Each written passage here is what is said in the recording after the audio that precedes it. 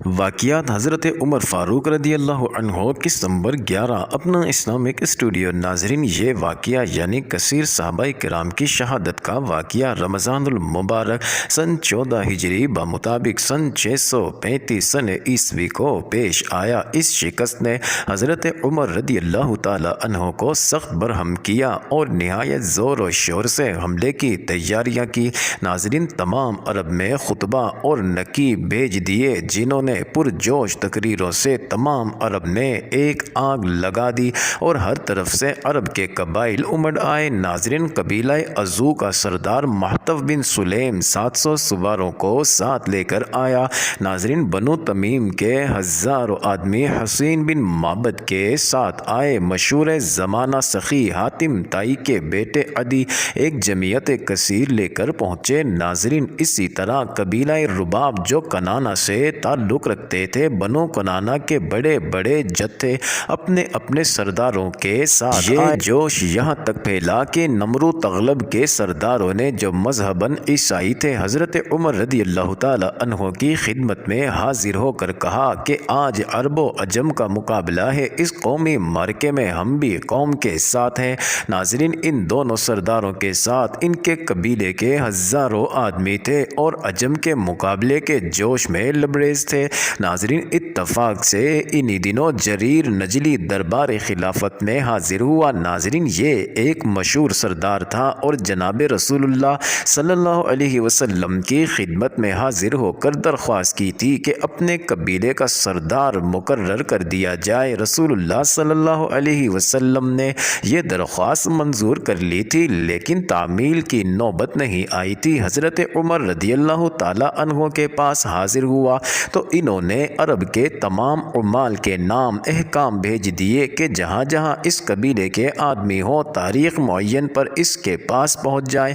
ناظرین، جریر یہ جمعیت اعظم لے کر دوبارہ مدینہ میں حاضر ہوئے۔ ناظرین، ادھر مسنہ نے عراق کے تمام سرحدی مقامات پر نقیب بھیج کر ایک بڑی فوج جمع کر لی تھی۔ ایرانی جاسوسوں نے یہ خبریں شاہی دربار میں پہنچائی۔ ایرانی جرنیل پوران دخت نے حکم دیا کہ فوج خاصہ سے 12,000 سوار انتخاب کیے جائیں اور مہران بن مہرویہ ہمدانی افسر مقرر کیا جائے۔ ناظرین، مہران کے انتخاب کی وجہ یہ تھی کہ اس نے خود عرب میں تربیت پائی تھی اور اس وجہ سے وہ عرب کے زور قوت کا اندازہ کر سکتا تھا۔ کوفہ کے قریب حویب نام کا ایک مقام تھا، اسلامی فوجوں نے یہاں پہنچ کر ڈیرے ڈالے۔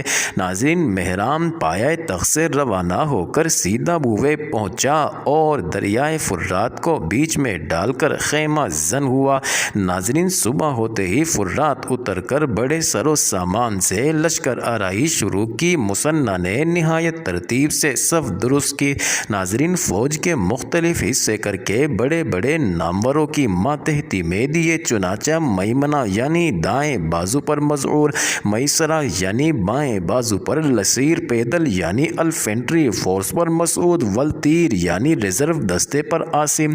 ناظرین، گشت کی فوج یعنی چھاپہ مار پر عصمہ کو مقرر کیا۔ ناظرین، لشکر آراستہ ہو چکا تو مسنہ نے اس سرے سے اس سرے تک ایک بار چکر لگایا اور ایک ایک علم کے پاس کھڑے ہو کر کہا، بہادرو، دیکھنا تمہاری وجہ سے تمام عرب پر بدنامی کا داغ نہ آئے۔ اسلامی فوج کی لڑائی کا یہ قاعدہ تھا کہ سردار 3 دفعہ اللہ اکبر کہتا تھا۔ ناظرین، پہلی تکبیر پر فوج حربہ و ہتھیار سے آراستہ ہو جاتی تھی، دوسری تکبیر پر لوگ ہتھیار تول لیتے تھے اور تیسرے نعرے پر حملہ کر دیا جاتا تھا۔ مسنہ نے دوسری تکبیر ابھی نہیں کہی تھی کہ ایرانیوں نے حملہ کر دیا۔ ناظرین، یہ دیکھ کر مسلمان ضبط نہ کر سکے اور کچھ لوگ جوش میں آ کر صف سے آگے نکل گئے۔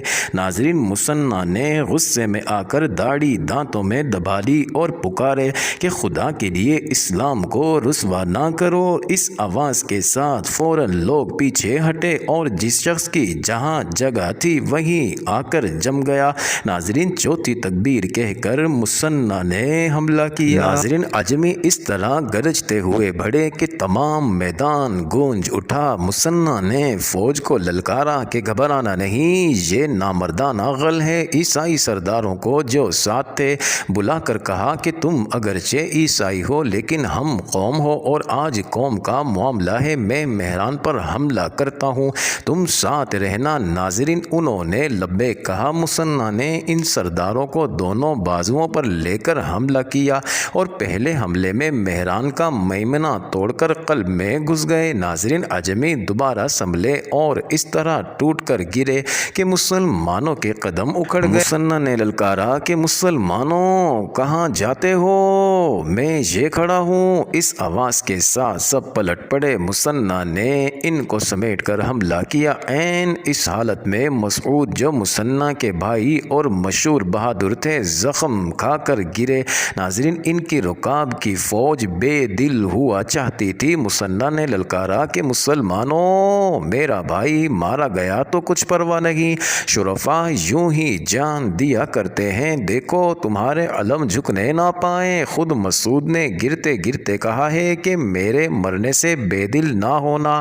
ناظرین دیر تک بڑی گھمسان کی لڑائی رہی۔ انس بن ہلال جو عیسائی سردار تھا اور بڑی جان بازی سے لڑ رہا تھا زخم کھا کر گرا۔ مثنیٰ نے خود گھوڑے سے اتر کر اس کو گود میں لیا اور اپنے بھائی مسعود کے برابر لٹا دیا۔ مسلمانوں کی طرف کے بڑے بڑے افسر مارے گئے لیکن مثنیٰ کی ثابت قدمی کی وجہ سے لڑائی کا پلہ اسی طرف رہا۔ ناظرین عجم کا قلب خوب جم کر لڑا مگر کل کا کل برباد ہو گیا۔ ناظرین شہر براز جو ایک مشہور افسر تھا قرط کے ہاتھ سے مارا گیا، تاہم سپہ سالار مہران ثابت قدم تھا اور بہادری سے تیغ بکف لڑ رہا تھا کہ قبیلہ تغلب کے ایک نوجوان نے تلوار سے اس کا کام تمام کر دیا۔ مہران گھوڑے سے گرا تو نوجوان نے اچھل کر گھوڑے کی پیٹھ پر جا بیٹھا اور فخر کے لہجے میں پکارا، میں تغلب کا نوجوان ہوں اور رئیس عجم کا قاتل ہوں۔ ناظرین مہران کے قتل پر لڑائی کا خاتمہ ہو گیا۔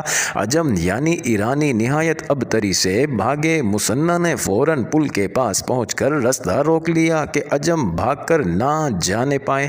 ناظرین مورخین کا بیان ہے کہ کسی لڑائی نے اس قدر بے شمار لاشیں اپنی یادگار میں نہیں چھوڑی۔ چنانچہ مدتوں کے بعد جب مسافروں کا ادھر گزر ہوا تو انہوں نے جا بجا ہڈیوں کے انبار پائے۔ اس فتح کا ایک خاص اثر یہ ہوا کہ عربوں پر عجم کا جو رعب چھایا ہوا تھا جاتا رہا۔